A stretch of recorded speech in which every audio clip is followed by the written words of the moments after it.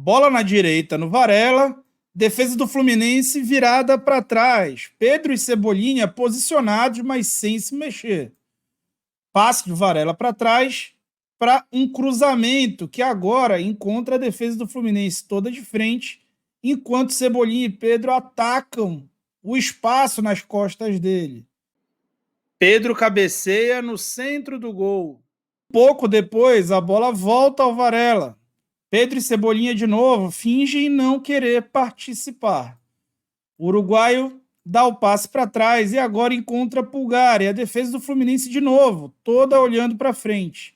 Enquanto isso, Cebolinha e Pedro vão de novo atacar o espaço nas costas dele e dessa vez Cebolinha vai fazer o gol. Nas duas vezes, o atacante não precisou sequer sair do chão para cabecear. Nós vamos explicar aqui nesse vídeo a estratégia que o Tite utilizou para amassar o Fluminense do Diniz. Então vem comigo falar sobre tática sem tatiquez. Em vermelho, a gente tem os números do primeiro jogo entre Flamengo e Fluminense, o primeiro jogo ainda pela Taça Guanabara. E em amarelo, os números desse segundo jogo. Você pode notar na barra da esquerda que o Flamengo finalizou 14 vezes no primeiro 2-0. Nesse segundo foram 23 finalizações. Muito mais finalizações, mesmo quando o jogo estava 11 contra 11. Concedeu mais finalizações, mas dessa vez nenhuma no alvo do goleiro Rossi, que foi um espectador. Mas especialmente o Flamengo cruzou muito mais. O Flamengo cruzou quase 4 vezes mais bolas. Na primeira partida, o Flamengo cruzou 7 vezes na área do Fluminense. E nesse segundo jogo, cruzou 25 vezes. O que acabou resultando em mais entradas do rubro-negro na área tricolor. No jogo foram 16 vezes que o Flamengo entrou na área do Fluminense. Enquanto nessa segunda partida, que no caso é a primeira da semifinal, o Flamengo entrou 36 vezes. Vejam que foram 18 cruzamentos feitos a mais e 20 entradas na área que ocorreram a mais. Há bastante coerência entre esses números. A localização das finalizações também conta bastante a história desse jogo.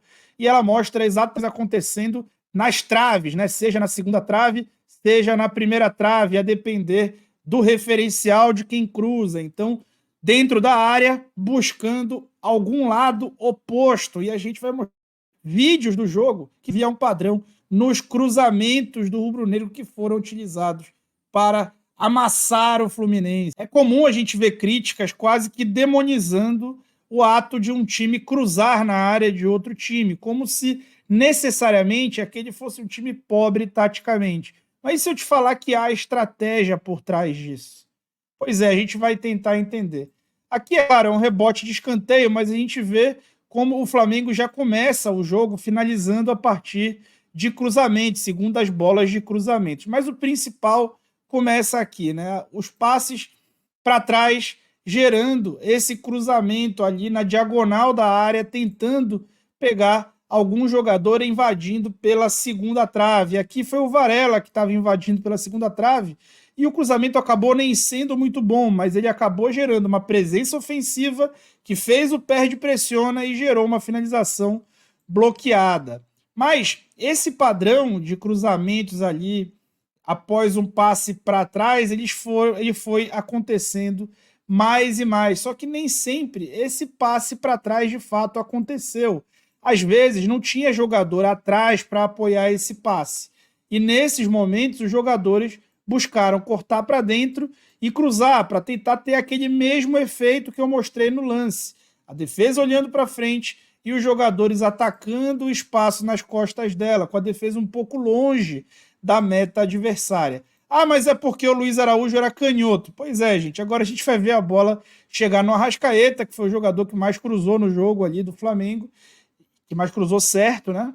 E a gente vai ver ele puxando para o lado esquerdo para tentar gerar o mesmo efeito e acabou errando o cruzamento. Mas a ideia era gerar exatamente esse efeito e aproveitar as infiltrações no lado oposto. Aqui a bola veio para o Varela de novo e agora a mesma coisa. O Varela precisa de um apoio atrás para poder aproveitar aqui aqueles dois caras, Cebolinha e Pedro, do lado oposto. O Arrascaeta se apresenta para receber essa bola e aí acontece o primeiro cruzamento, o primeiro daqueles cruzamentos que o jogador não precisou pular para cabecear completamente livre entre os zagueiros tricolores.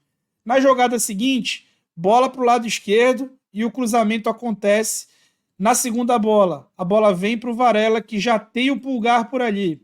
Enquanto isso, os jogadores atacam as costas da defesa do Fluminense, que está olhando para frente, e o Cebolinha faz o gol na segunda trave. Isso vai acontecer mais vezes, e o segundo gol do Flamengo também vai ser oriundo de um cruzamento, mas a gente vai chegar lá logo mais. Aqui, a gente vê uma jogada diferente. O Flamengo chega à linha de fundo para cruzar. Nesse momento, o padrão é cruzar para trás. E agora, o De La Cruz apareceu completamente livre na marca do pênalti. E ele vai perder um gol que o David assinaria, né? Com todo respeito ao David, que foi bom atacante, mas é o folclore que a gente precisa respeitar. Aqui a bola chega após o arremesso lateral para o Arrascaeta e ele poderia levar para a linha de fundo e cruzar para trás, mas ele não queria, ele buscava aquele cruzamento da segunda trave.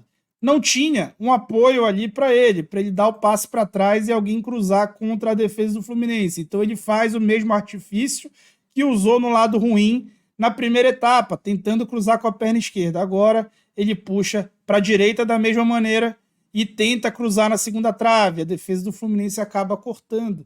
Mas vejam como há um padrão em cada jogada. E aí a gente vai ver o segundo gol do Flamengo, que também é oriundo de cruzamento. Mas agora tem algo diferente que a gente vai ter que falar. A bola chega, escanteio curto cobrado para o De La Cruz. A ideia desse escanteio curto que é treinado, e eu já fiz um vídeo sobre bolas paradas e te chamo aqui para assistir. O Flamengo é um ótimo time em bolas paradas, é o melhor do país até aqui na coordenação de bolas paradas ofensivas, de escanteios ofensivos.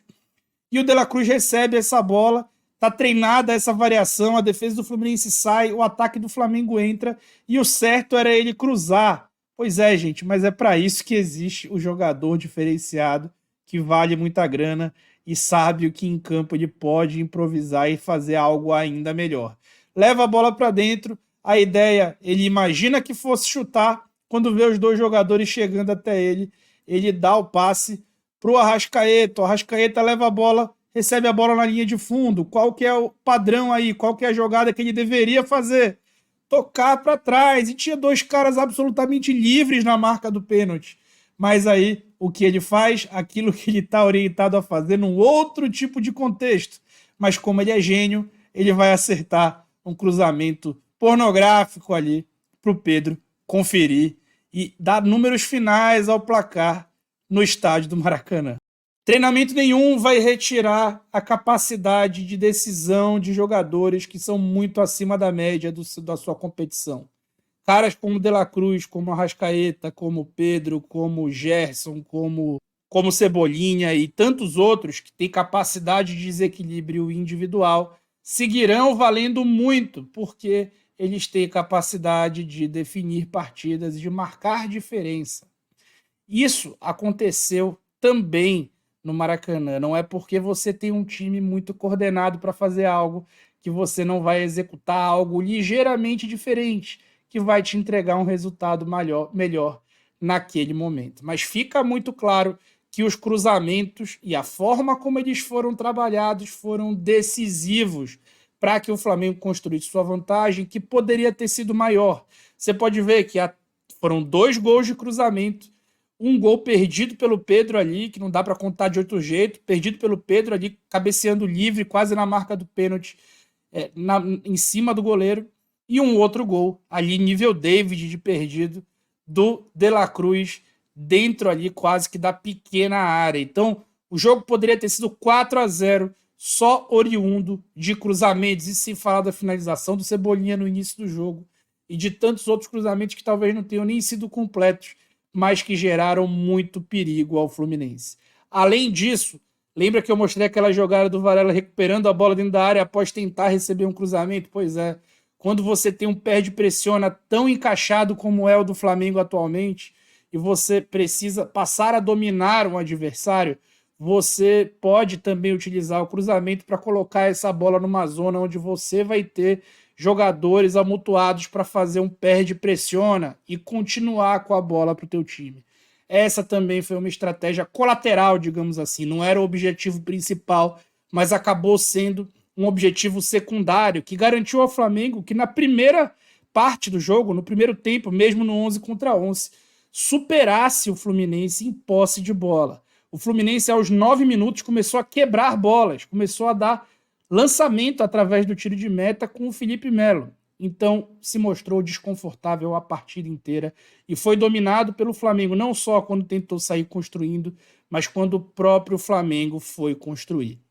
Partida brilhante do rubro-negro que fez sua atuação de gala em 2024. E se as coisas continuarem assim, se o time continuar regular assim, nesse nível de atuação, vai ser difícil para os adversários segurarem o time de Adenor Bach, tá bom? O que você achou do vídeo? Deixa teu like, se inscreve no canal para a gente alcançar a marca de 50 mil inscritos. E também não se esquece que pode ser membro. Membros do canal pagam R$5 por mês e tem acesso à transmissão tática de todos os jogos do Flamengo ao vivo via WhatsApp, tá bom? Muito, muito obrigado. E eu fui.